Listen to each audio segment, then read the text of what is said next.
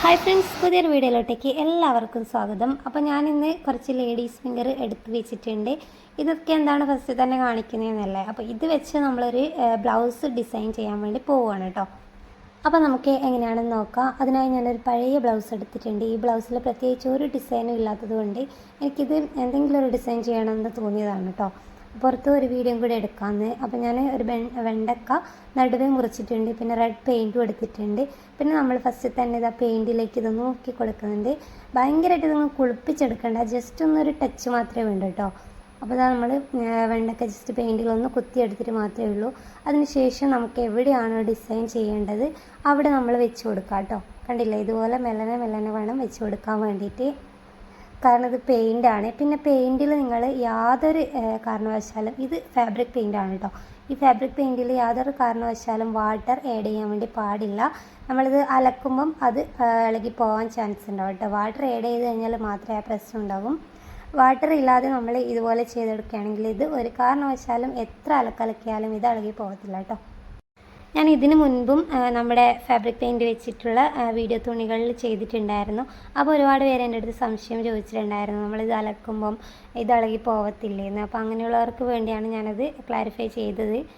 നമ്മൾ വെള്ളം ചേർത്തിട്ട് മാത്രമേ ഇത് ഇളകിപ്പോകും, അല്ലാത്ത പക്ഷം ഒരു കാരണവശാലും ഇളകിപ്പോകത്തില്ല. നമുക്ക് ഏത് മെറ്റീരിയൽ വേണമെങ്കിലും നമുക്കിത് ചെയ്ത് കൊടുക്കാം. പിന്നീട് ഞാനിത് ഒരു ബഡ്സ് എടുത്തിട്ടുണ്ട്, ഇതിന് വേറൊരു ഡിസൈൻ കൂടെ കൊടുക്കാൻ വേണ്ടിയിട്ട്. ഇവിടെ നിന്ന് ഇങ്ങോട്ടൊക്കെ ജസ്റ്റ് ഒന്ന് പെയിനിൽ കുത്തിയതിന് ശേഷം ഇതൊന്ന് വലിച്ചു കൊടുക്കുന്നുണ്ട് കേട്ടോ.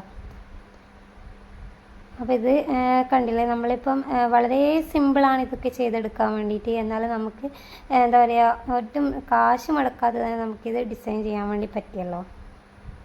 ഈ പെയിൻറ്റിൻ്റെ പൈസ മാത്രം അല്ലേ നമുക്ക് എടുക്കേണ്ടത് വന്നിട്ടുള്ളൂ. ഇതിൽ ഈ പെയിൻറ്റ് ഞാൻ മറ്റാവശ്യത്തിന് മേടിച്ചതാണ്, അപ്പോൾ ബാലൻസ് ഇരിപ്പുണ്ട് കേട്ടോ. അപ്പോൾ നെക്കിൽ നമ്മൾ ഈ ഒരു സൈഡ് മാത്രമേ ചെയ്തുള്ളൂ, കാരണം മറ്റേ സൈഡ് അറിയാലോ കവർ ചെയ്ത് പോകുന്ന ഭാഗമാണ്. ഇത് മാത്രമേ നമുക്ക് എന്താ പറയുക വിസിബിളായിട്ട് കാണത്തുള്ളൂ. അപ്പോൾ അപ്പുറത്തെ സൈഡിൽ വെറുതെ പെയിൻറ്റ് വേസ്റ്റ് ആക്കണ്ടല്ലോ. അപ്പോൾ ഞാനിത് അതിൻ്റെ സ്ലീവിൽ കൂടെ ഒന്ന് ചെയ്തെടുക്കുന്നുണ്ട്. അപ്പോൾ എനിക്ക് നല്ല ഒരു ഭംഗി തോന്നുന്നുണ്ട്, നല്ലൊരു അട്രാക്ഷൻ തോന്നുന്നുണ്ട് കേട്ടോ ഇത്. അപ്പോൾ ഞാൻ ഇപ്പുറത്തെ സ്ലീവിലും കൂടെ ഒന്ന് ചെയ്തെടുക്കുകയാണ് കേട്ടോ. അപ്പോൾ എല്ലാ വർക്കും കഴിഞ്ഞ് അത് നല്ല പോലെ ഡ്രൈ ആയതിന് ശേഷം നമ്മളിതാ ഒന്ന് അയൺ ബോക്സ് വെച്ച് അയൺ ചെയ്ത് കൊടുക്കുന്നുണ്ട് കേട്ടോ. ഇതുകൂടെ കഴിഞ്ഞാൽ ഇത് സെറ്റ് ആയിക്കോളും. അപ്പോൾ ഒരു കാരണവശാലും ഇത് ഇളകി പോകത്തില്ല കേട്ടോ. ഇനി നമ്മൾ വാഷ് ചെയ്യുന്ന സമയത്ത് നല്ല പോലെ ഡ്രൈ ആയതിന് ശേഷം നമ്മൾ അയൺ ചെയ്യാൻ വേണ്ടി പാടുള്ളൂ എന്നുള്ളത് പ്രത്യേകം ശ്രദ്ധിക്കാം. അപ്പോൾ ഞാനിത് കണ്ട വീഡിയോ എടുത്തിട്ട് കാണിച്ചു തരാം ഞാൻ ഇട്ടതിന് ശേഷം. അപ്പോൾ ഇങ്ങനെയൊക്കെ ചെയ്യാൻ ഇഷ്ടപ്പെടുന്നവർ ഇങ്ങനെയൊക്കെ ചെയ്ത് നോക്കുക കേട്ടോ. അപ്പോൾ നമ്മൾ കണ്ടില്ലേ, നമ്മളിപ്പം വലിയ കോസ്റ്റൊക്കെ കൊടുത്ത് നമ്മൾ ചിലപ്പോൾ സാരിയൊക്കെ ഡിസൈൻ ചെയ്യുന്നുണ്ടാകും. ചിലപ്പോൾ ഇങ്ങനെ ചെയ്യാനൊക്കെ ഇഷ്ടപ്പെടുന്നവരുണ്ടെങ്കിൽ തീർച്ചയായും ഇതുപോലെയൊക്കെ ഒന്ന് ചെയ്ത് നോക്കുക, എന്നിട്ട് ഫീഡ്ബാക്ക് അറിയിക്കുക കേട്ടോ. അപ്പോൾ ഇതാണ് ഇന്നത്തെ വീഡിയോ. ഈ ലേഡീസ് ഫിംഗർ വെച്ചിട്ട് നമ്മൾ ചെയ്ത ഈ ഒരു ക്യൂട്ടായിട്ടുള്ള വർക്ക് നിങ്ങൾക്ക് ഇഷ്ടപ്പെട്ടെന്നുണ്ടെങ്കിൽ തീർച്ചയായും ട്രൈ ചെയ്യുക, ലൈക്ക് ചെയ്യുക, ഷെയർ ചെയ്യുക, കമൻറ്റ് ചെയ്യുക.